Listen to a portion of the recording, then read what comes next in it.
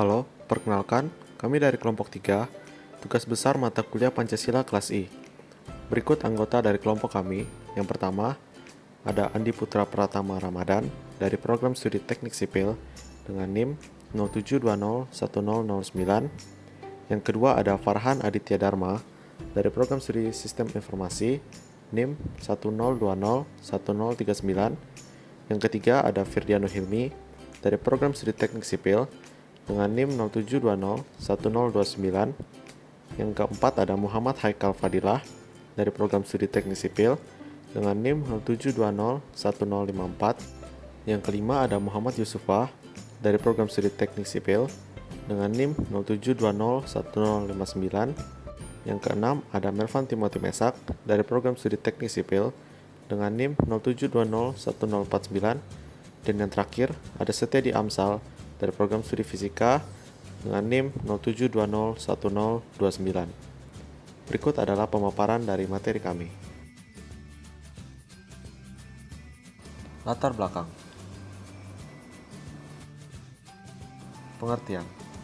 Apa itu globalisasi? Globalisasi adalah sebuah gejala tersebarnya nilai-nilai budaya tertentu ke seluruh dunia sehingga menjadi budaya dunia atau world culture. IPTEK. IPTEK adalah singkatan dari ilmu pengetahuan dan teknologi, yaitu suatu sumber informasi yang dapat meningkatkan pengetahuan ataupun wawasan seseorang di bidang teknologi. Sebagian orang memahami bahwa IPTEK adalah bagian dari segala konsep yang melahirkan kemajuan teknologi yang sedang berkembang di era ini. Ilmu adalah sumber pengetahuan yang bisa diuji dan dipraktekkan untuk berbagai hal. Sedangkan pengetahuan berupa wawasan yang didapatkan oleh seseorang dari berbagai sumber. Ilmu dipandang sebagai produk, proses, dan paradigma etika. Sejarah perkembangan IPTEK. Ilmu pengetahuan dan teknologi modern mulai berkembang di Indonesia sejak masa kolonial Belanda pada kurun abad ke-19 hingga pada awal abad ke-20.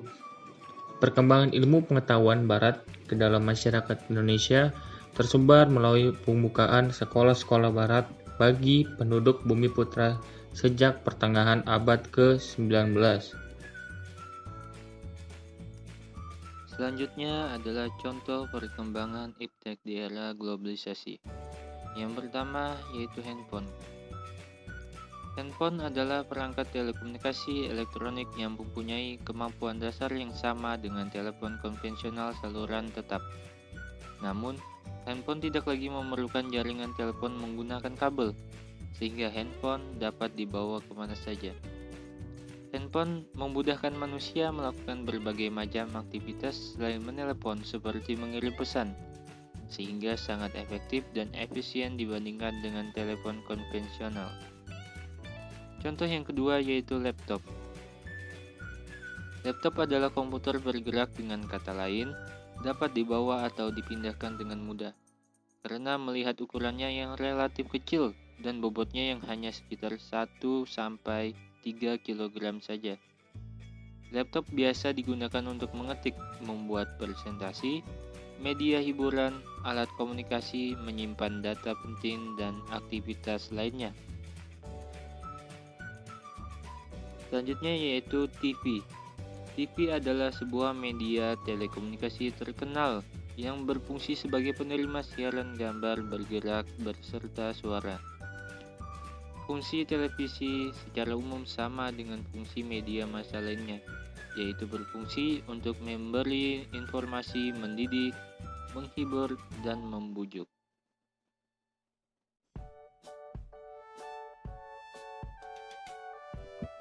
Dampak positif IPTEK di kehidupan. Yang pertama, kehidupan manusia menjadi lebih praktis. Yang kedua, ekonomis dan efektif. Yang ketiga, menghasilkan keuntungan secara material.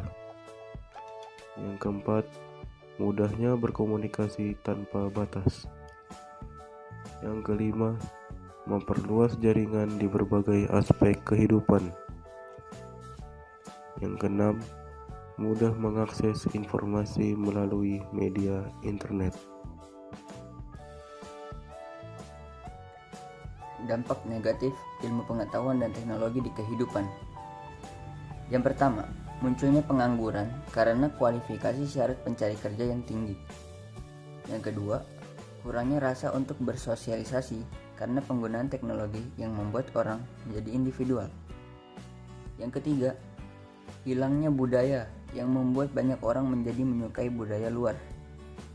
Yang keempat, berkembangnya sikap konsumtif karena semua barang yang mau dibeli disediakan secara online.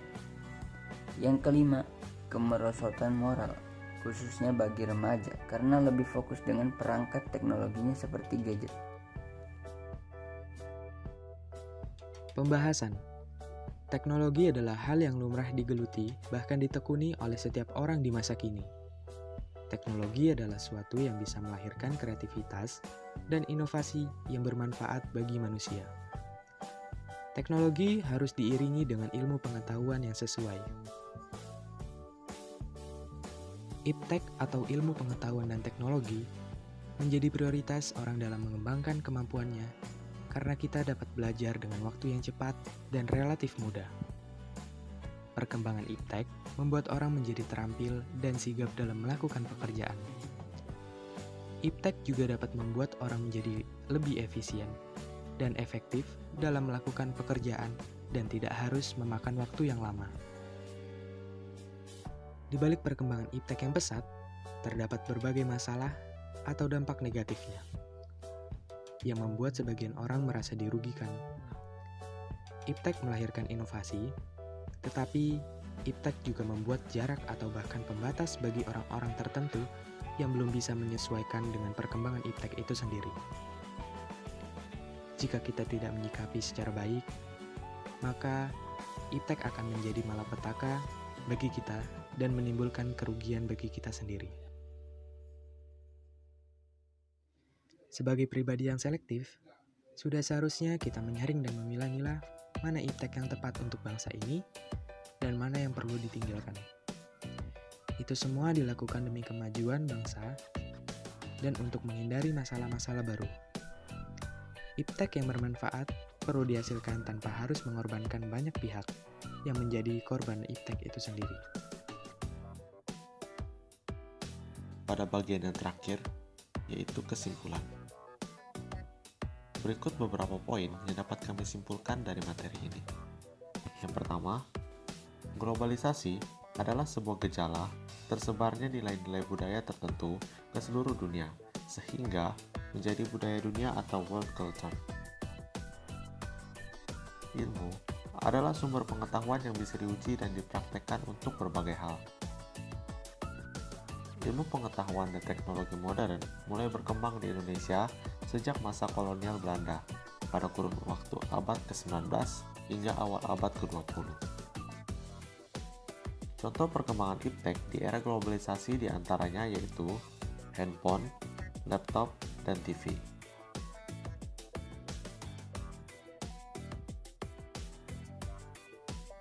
Ilmu pengetahuan dan teknologi memiliki dampak positif dan negatif.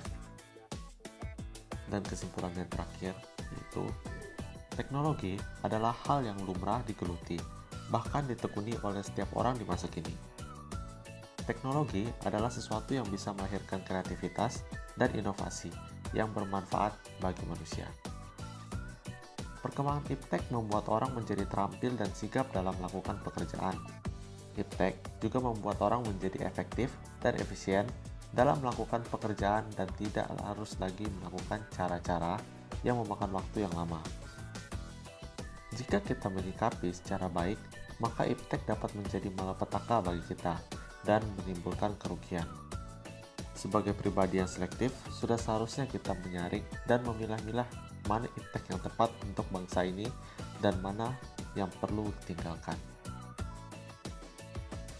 Sekian pemaparan materi yang dapat kami sampaikan. Kurang dan lebihnya kami mohon maaf. Kami ucapkan terima kasih.